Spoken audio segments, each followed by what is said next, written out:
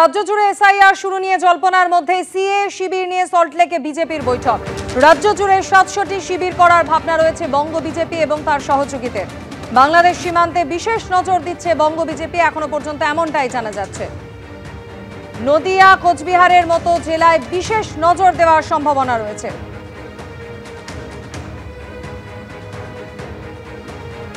রাজ্য জুড়ে এসআইআর শুরু নিয়ে জল্পনার মধ্যে এবার সিএ শিবির নিয়ে সল্টলেকে বিজেপির বৈঠক। রাজ্য জুড়ে ৭০০ শিবির করার ভাবনা বিজেপি এবং তার সহযোগীদের। শিবাশিস মৌলিক আমাদের প্রতিনিধি সরাসরি আমাদের সঙ্গে রয়েছেন। শিবাশিস, দেখো, শুরুতে তোমায় বলে রাখি যে আমরা জানি যে পশ্চিমবঙ্গে সামনের বছর ভোট রয়েছে এবং তার আগে এসআইআর নিয়ে বিভিন্ন জায়গায় কিন্তু বঙ্গ রাজনীতি একেবারে তৎপর। এবং এই এসআইআর আবহে দেখা গেল বঙ্গ বিজেপি তারা কিন্তু সিএ নিয়ে তৎপরতা বাড়াচ্ছে। বঙ্গ বিজেপির রাজ্য দপ্তর, সল্টলেকের যে রাজ্য দপ্তর রয়েছে বঙ্গ বিজেপির, সেখানে চলছে বিশেষ বৈঠক এবং সেই বিশেষ বৈঠকে আজকে উপস্থিত রয়েছেন কেন্দ্রীয় নেতারা। কেন্দ্রীয় নেতাদের মধ্যে কেন্দ্রীয় সাধারণ সম্পাদক সংগঠন বিএল সন্তোষ, তিনি এসে যোগদান করছেন এই বৈঠকে।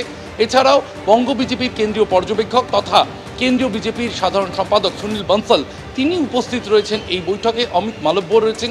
এছাড়া রাজ্য বিজেপি নেতৃত্ব জগন্নাথ চট্টোপাধ্যায়রা উপস্থিত রয়েছেন আজকের এই বৈঠকে। শুভেন্দু অধিকারী বিকেলে যোগদান করার কথা রয়েছে বৈঠকে। বিভিন্ন সময় প্রয়োজন অনুযায়ী ফোনে যোগাযোগ রাখা হচ্ছে রাজ্য সভাপতি শ্রমিক ভট্টাচার্যের সঙ্গে। যেহেতু শারীরিকভাবে আমরা জানি গত সপ্তাহে তিনি অসুস্থ হয়ে হাসপাতালে ছিলেন, তাকে এখনও চিকিৎসকরা যেহেতু ছাড়পত্র দেননি বা পার্টি অফিসে আসার জন্য বা রাজ্য বিজেপি দপ্তরে আসার জন্য, সেক্ষেত্রে বাড়ি থেকে যোগাযোগ রাখছেন রাজ্য বিজেপি সভাপতি। আজকের যে বৈঠক, সেই বৈঠকে কিন্তু সিএ সহায়তা ক্যাম্প নিয়ে আলোচনা করছে বঙ্গ বিজেপি। বাংলাদেশ যে সীমানা রয়েছে ভারতের, সেই বাংলাদেশের সীমানাবর্তী যে জেলাগুলি রয়েছে সেই ৯টি জেলায় বাড়তি নজরদারি রাখছে বিজেপি এবং এই মোট ৭০০ ক্যাম্পের ভাবনা রয়েছে। এর মধ্যে বিজেপি তো রয়েছে, বিজেপি ছাড়াও তাদের বিভিন্ন সহযোগী সংগঠন কিছুটা অরাজনৈতিকভাবে, বিজেপির বক্তব্য অনুযায়ী অরাজনৈতিকভাবে তারা এই ক্যাম্প তৈরি করতে চান।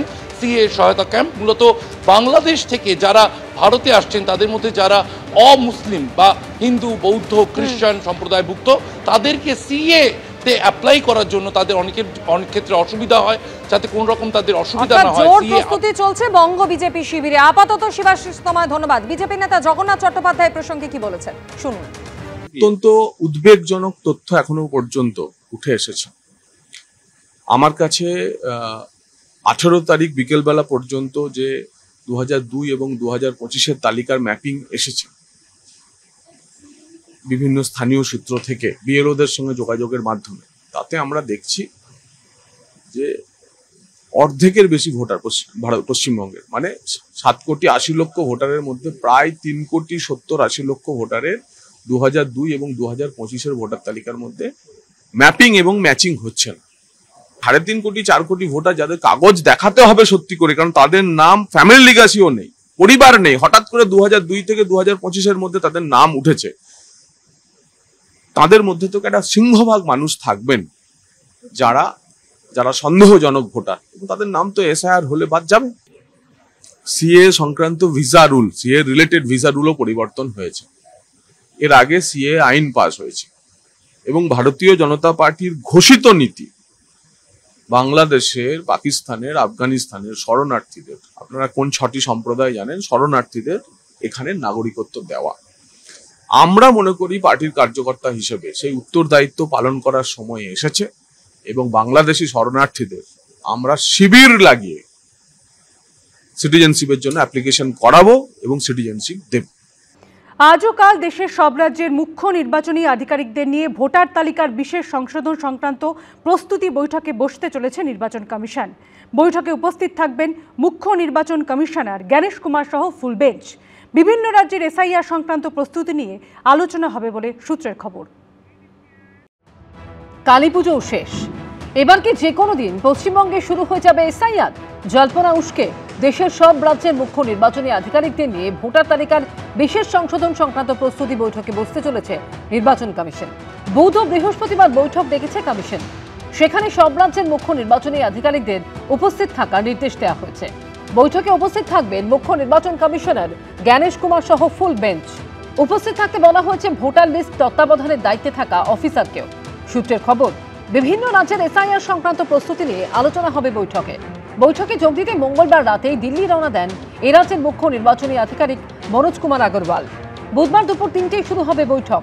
ইতিমধ্যেই পশ্চিমবঙ্গের সব জেলায় 2002 এবং 2025-এর ভোটার লিস্ট মিলিয়ে ম্যাপিংয়ের কাজ শেষ হয়েছে। এসআইআর প্রস্তুতি সংক্রান্ত রিপোর্ট পাঠানো হয়েছে কমিশনে। এ রাজ্যে ঘুরে গেছেন পশ্চিমবঙ্গের দায়িত্বপ্রাপ্ত deputy election commissioner Gyanesh Bharati ও তার টিম। এই আবহে এসআইআর ইস্যুতে রাজনীতির পারদ সপ্তমে। আক্রমণ করতে থাকুন, একটাও বাংলাদেশের মুসলমান ভোটার লিস্টে থাকবে না। অমিত শাহজি বলে দিয়েছে পাটনায়, পহলে ডিটেক্ট, উসকা বাদ ডিলিট, উসকা বাদ ডিপোর্ট।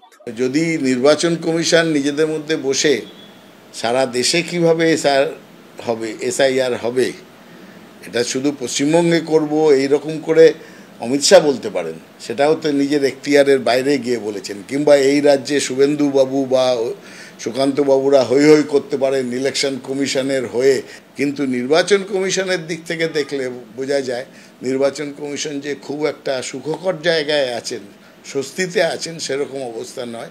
সুতরাং তারা মিটিং করে ঠিক করবেন। বিহারে ভোটার তালিকা বিশেষ সংশোধন হয়ে গেছে। নির্বাচন কমিশনের প্রকাশ করা চূড়ান্ত তালিকায় বাদ পড়েছে প্রায় 47 লক্ষ ভোটারের নাম। 2026-এর বিধানসভা নির্বাচনের আগে এবার পশ্চিমবঙ্গ সহ অন্যান্য রাজ্যের পালা। জেনুইন ভোটার যেন তাদের নামটাই তালিকাবদ্ধ থাকে। নির্বাচন কমিশন যে তাকে নাগরিকত্বের সঙ্গে মেলাতে চাইছেন, এটা ঘোরতর অপরাধ। আমরা নাগরিকত্বের সঙ্গে যখন মেলাতে চাইছে তখন তার বাধা দিচ্ছি, কারণ নাগরিকত্ব দেখার দায়িত্বটা নির্বাচন কমিশনের নয়। নির্বাচন কমিশনের এই বৈঠকের পরই কি এ রাজ্যে শুরু হয়ে যাবে এসআইআর, সেটাই দেখার। রুমা পাল, ঋত্বিক প্রধান ও রঞ্জিত হালদারের রিপোর্ট, এবিপি আনন্দ। উৎসবের আবহেই রাজনৈতিক আক্রমণ চলছে।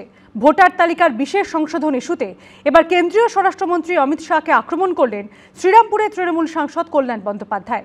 তৃণমূল সাংসদের আক্রমণের পাল্টা জবাব দিয়েছে বিজেপি। ওর ব্যাকগ্রাউন্ড কি? গুজরাটের গুন্ডা, এই তো ওর ব্যাকগ্রাউন্ড। ভারতবর্ষের হোম মিনিস্টার সব জায়গায় গুন্ডাইজম চালাচ্ছে। একজন বর্ষিয়ান সাংসদ, তিনি আইনজীবীও বটে। তারা যখন এই ধরনের ভাষা বলেন, মনে হয় যেন পাড়ার ছিচকে মস্তানরা কথা বলছে।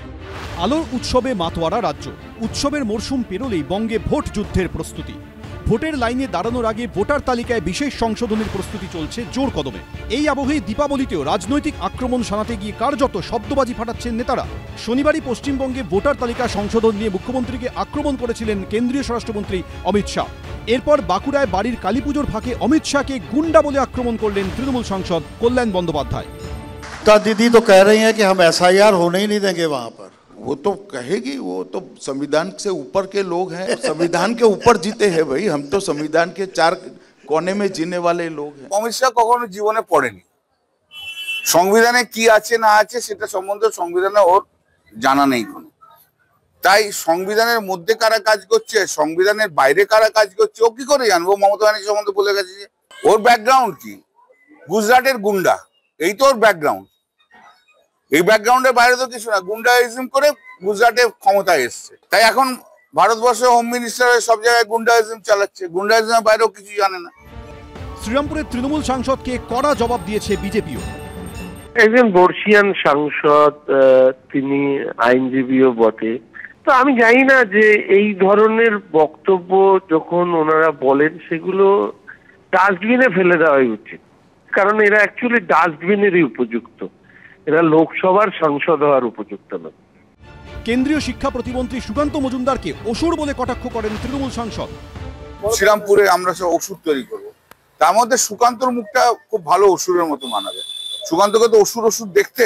মায়ের পুজো বাঁকুড়াতে কতদিন হতে পারবে, এটাই তো সব থেকে বড় কথা। বাঁকুড়া বলতে গোটা পশ্চিমবঙ্গে কতদিন হতে পারবে।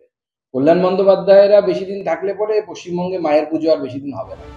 পুজোর আবহেও সংঘাতের মাত্রা চরমে। তাহলে পুজো মিটলে কি হবে?